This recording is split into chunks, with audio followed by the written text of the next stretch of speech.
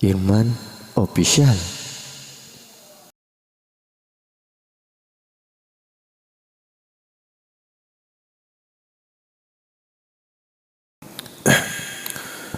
Bismillahirrahmanirrahim. Assalamualaikum warahmatullahi wabarakatuh.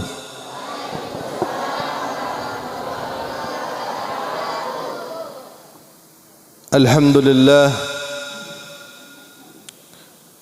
ala ni'amillahil mutawatirah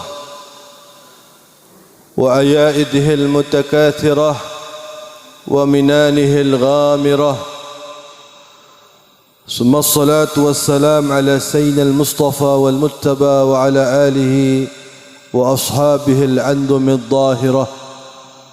اللهم صل وسلم وبارك وكرم ومجد وعظم على سيدنا وحبيبنا وشفيعنا وقرة أعيننا محمد وعلى آل محمد وعلى أصحاب محمد وعلى قرابة محمد وعلى من تبعه إلى يوم الميعاد. أما بعد.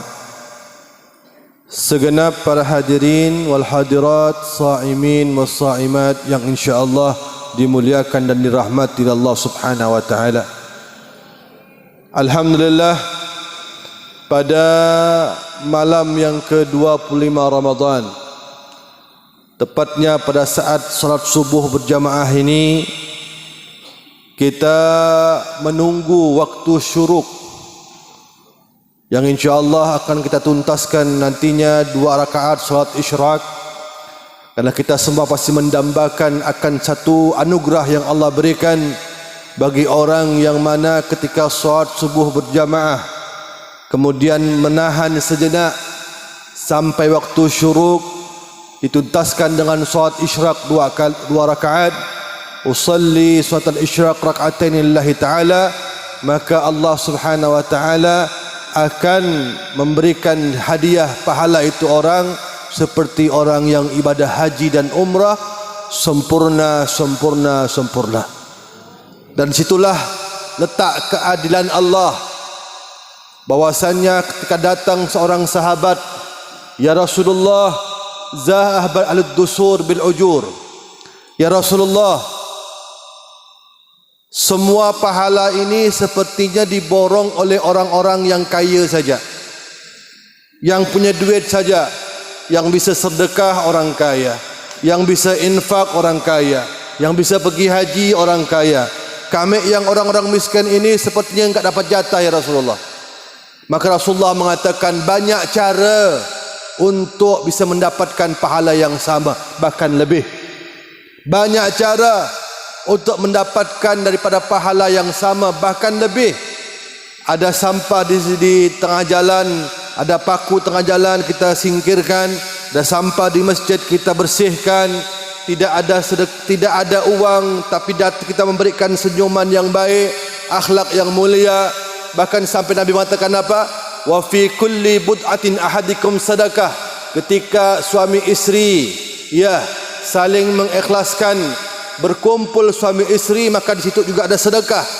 Bahkan masya-Allah, ketika orang fakir pun mereka salat berjamaah subuh, dia tunggu sampai waktu syuruk, kemudian dia tuntaskan 2 rakaat salat isyraq seperti orang yang ibadah haji dan umrah, tamatan, sempurna. Makanya pada hari ini alhamdulillah kita termasuk orang-orang yang dipilih oleh Allah Subhanahu wa taala. Dipilih oleh Allah Subhanahu wa taala. Mudah-mudahan kita termasuk orang-orang yang Allah kehendaki kita menjadi orang baik. Karena orang baik itu punya tanda. Man yuridillahu bihi khairan yufaqihu fid din. Barang siapa yang Allah kepingin hamba tu baik, maka Allah akan giring dia di tempat-tempat yang di situ ada ilmunya, untuk pemahaman agama, untuk memahami ilmu syariat.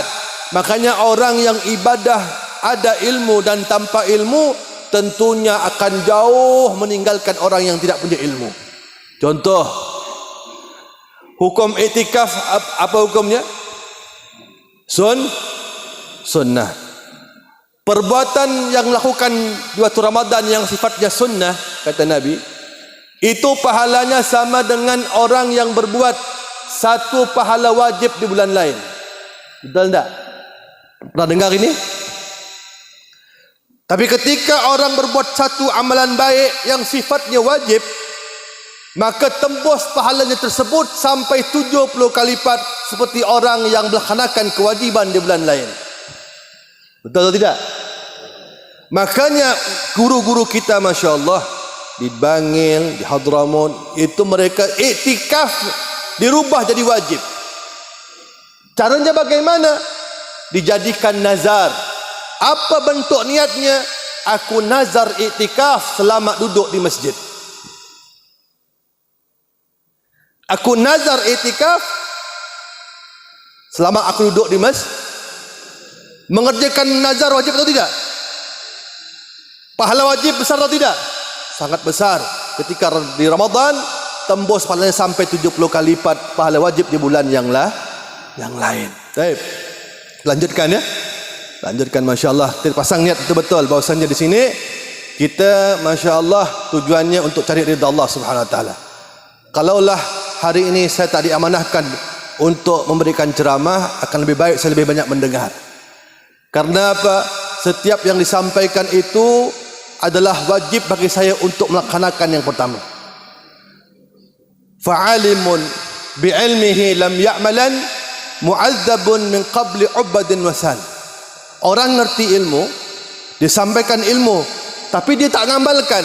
Kata ulama, dia akan diazab oleh Allah sebelum orang nyembah berhala.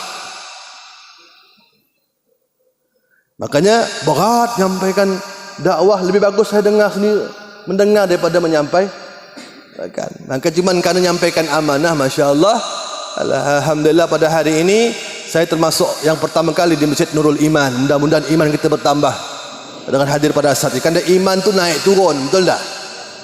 Iman naik tu, yang naik terus mungkin level para nabi.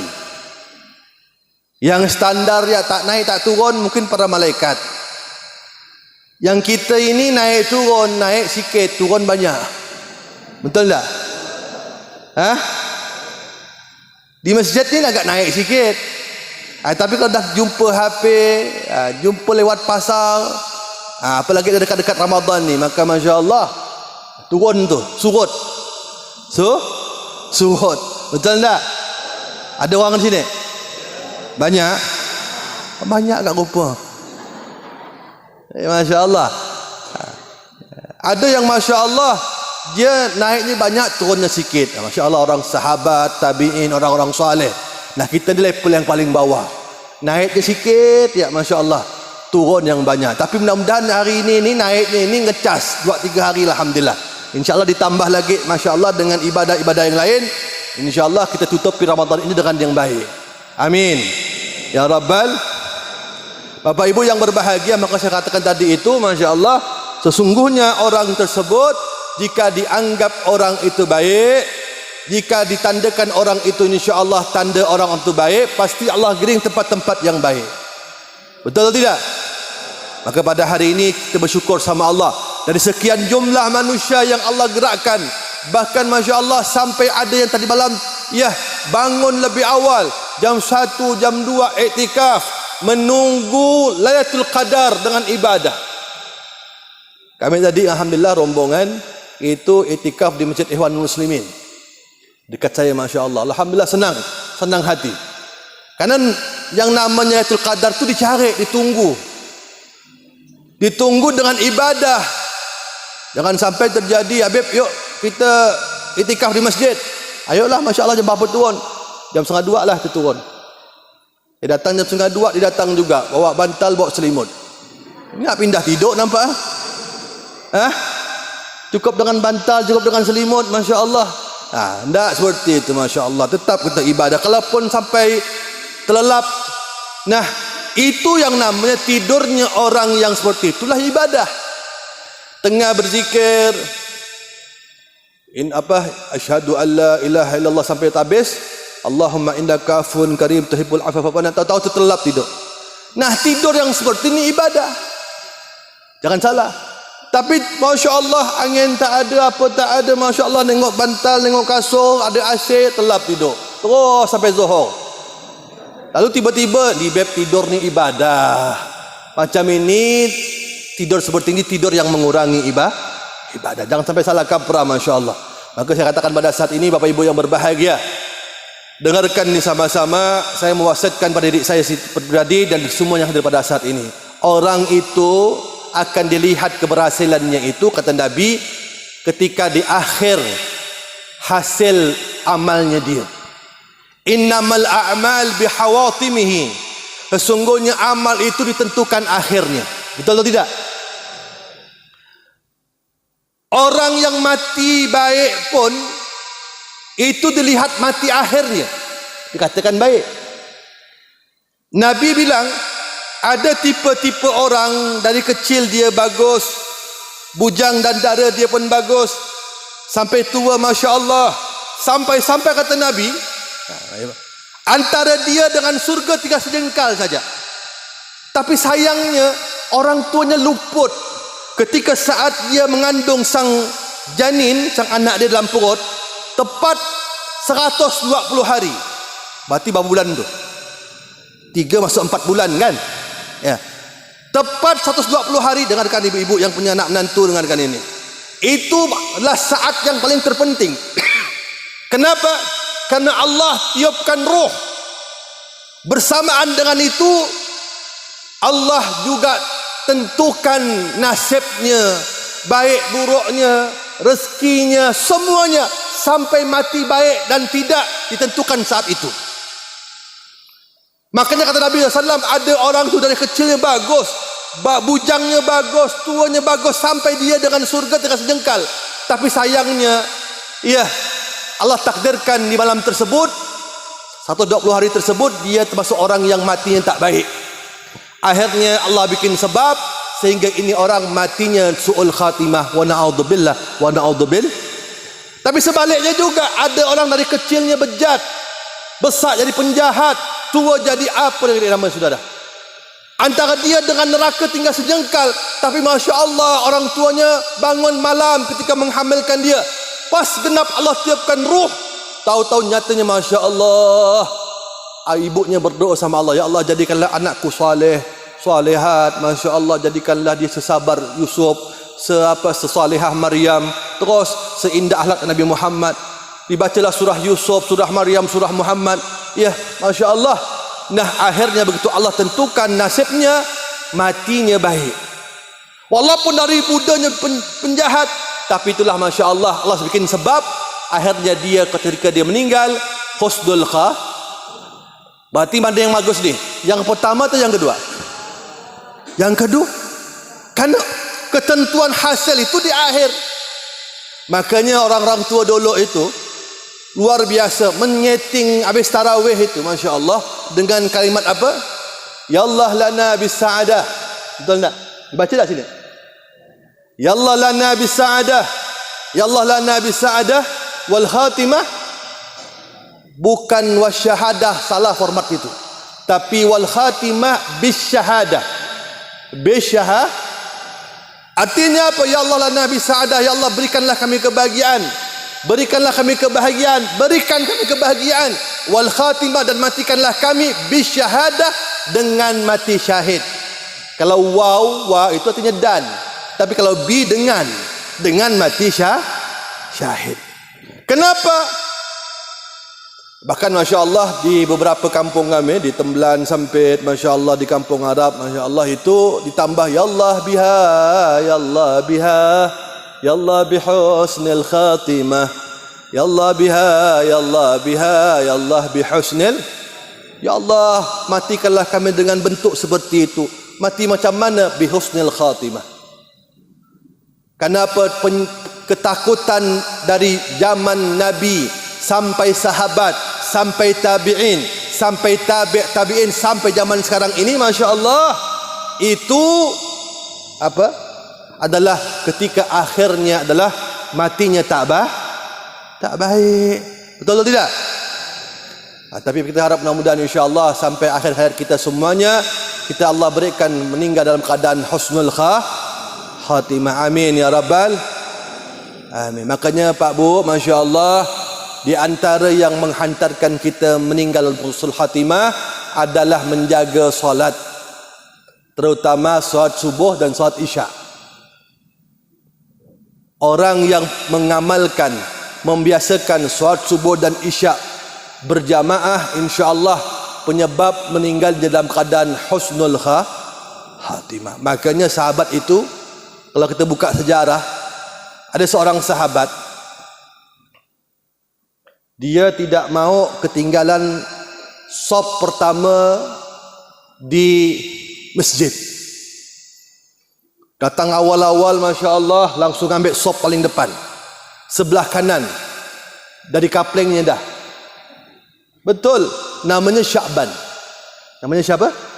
Sya'ban. Satu ketika Pak Bu, beliau ini Rasulullah memimpin salat subuh. Nah subhanallah, saat itu Nabi itu kalau dia mengatur saf, dia bukan basa-basi. Istawu, kata dia. Dia toleh sebelah kanan. Dia pandang jamaahnya. Jika ada satu orang yang tak ada, langsung ditanya di sampingnya, asyahidun Sya'ban, asyahidun Sya'ban, lihat Sya'ban dah, lihat Sya'ban dah. Ditanya. Nah itu jiwa kita kalau jadi imam, jadi ketua masjid, atau perhati, peduli. Karena subuh tak lagi mampu ditunggu, Rasulullah solat. Dan apa sikap Nabi? Nabi peringkas zikirnya, Nabi singkatkan zikirnya. Setelah itu apa yang dia buat?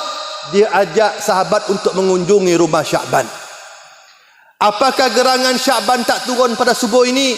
Tahu-tahu yang keluar, Masya Allah, isteri Sya'ban dalam keadaan ada bekas air mata di dia punya mata, kelopak matanya, menandakan bahwasannya dia dalam keadaan duka.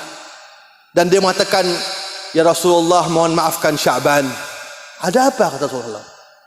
Baru saja aku menghantarkan Sya'ban, suamiku, menghembuskan napas yang terakhir. Itu sahabat langsung menangis. Ya Allah, kata sahabat, ternyata yang memisahkan Sya'ban dengan berjamaahnya di masjid hanya kematian ya Rasulullah.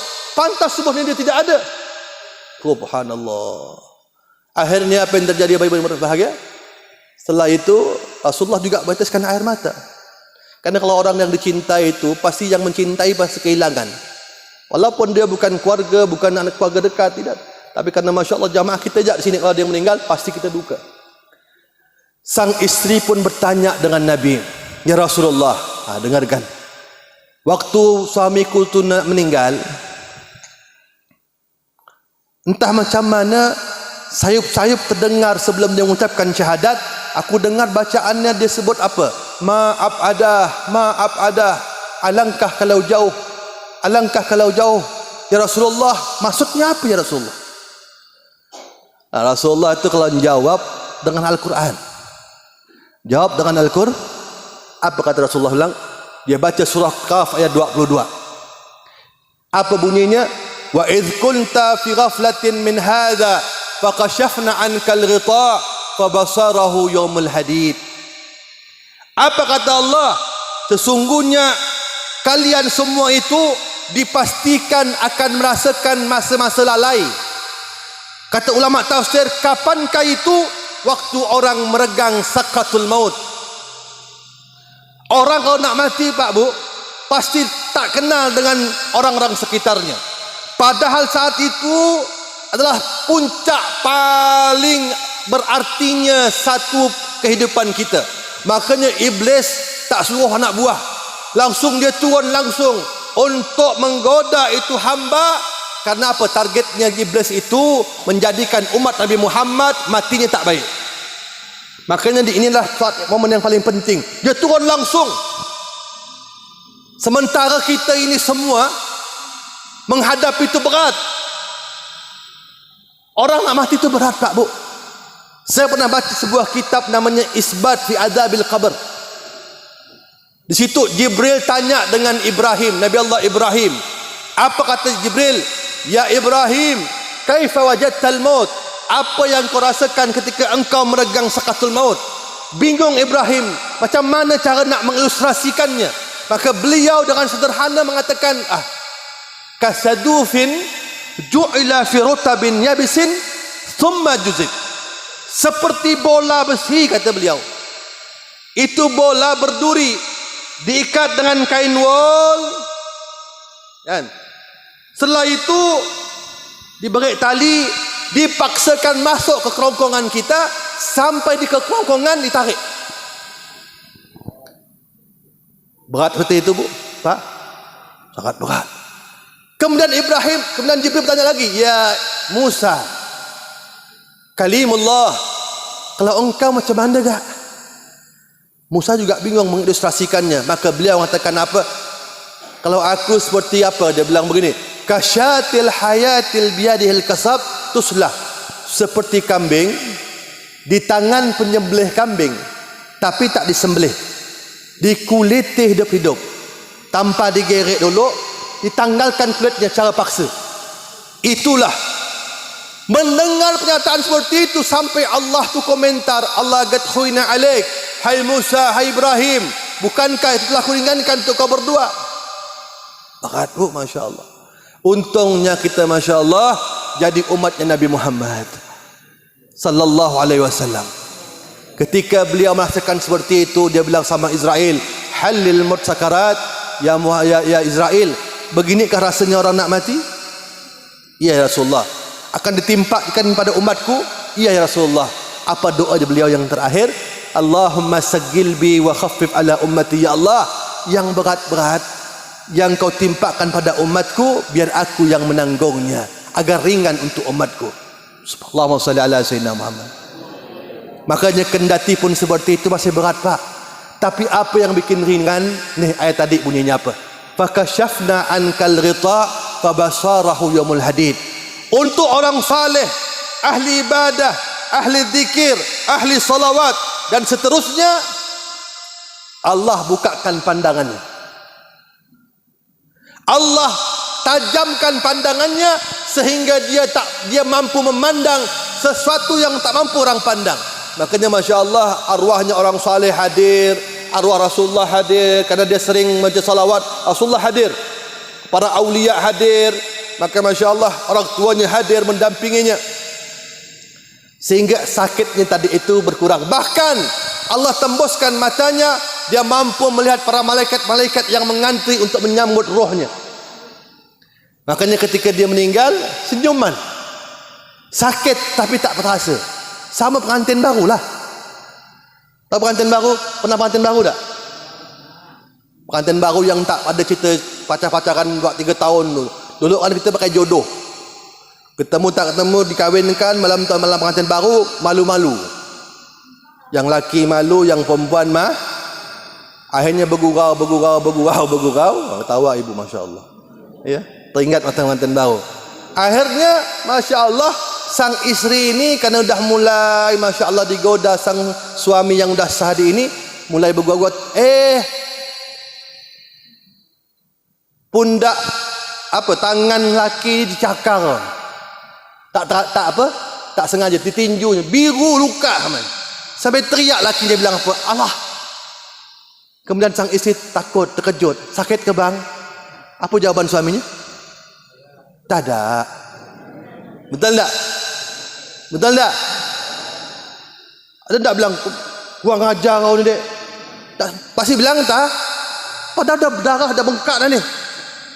Kenapa kata ulama, darbul habib aladdu min akli zabib? Dicubit, dipukul sang kekasih bini kita pergi bawa pengantin baru kan, lebih lezat daripada makan kismis. Allah salli ala Muhammad. Yang belum kahwin belum gerti ini. Ya, makanya ketika orang meregang sakatul maut, Masya Allah, dia sakit tapi terhibur. Kenapa? Masya Allah, Rasulullah arwahnya hadir, para awliya hadir, Masya Allah. Maka saya pernah melihat satu orang imam Masjid Jami' Baitur Rahman, namanya Miamid, meninggal di Kalista Bakti. Saya lihat Masya Allah, waktu dia nak meninggal, hanya ini yang bergerak ni, senyum, muka berseri-seri, seakan-akan bahagia nak meninggalkan dunia ni. Itulah kalau orang saleh yang meninggal seperti itulah bentuk. Mudah-mudahan insya-Allah kita mati seperti itu. Amin. Amin ya rabbal. Makanya syaratnya tadi itu adalah baguskan ibadah. Apalagi di akhir Ramadan masih ada tinggal 5 hari lagi ni Pak Bu. Karena umumnya kalau dah penghujung-penghujung ni, ya, masjid ni jamaahnya pandai maju seorang. Betul. Saya kemarin habis pengajian di Pertamina. Buka puasa, kali balik kena macet terlambat. Akhirnya saya malu. Lewatlah satu gang kecil untuk tembus ke rumah saya kerana pengen tarawih di rumah sama sang isteri sama anak-anak. Lewatlah satu rumah, orang dah tarawih sudah, Masya Allah. Di rakaat yang kedua kalau tak salah, Al-Halifatul Ula Amirul Mukminin Sayyidina Abu Bakar Siddiq lah, bukan gitu kan. 3 rumah sebelah itu, 3 rumah terang-terang beginilah, Masya Allah.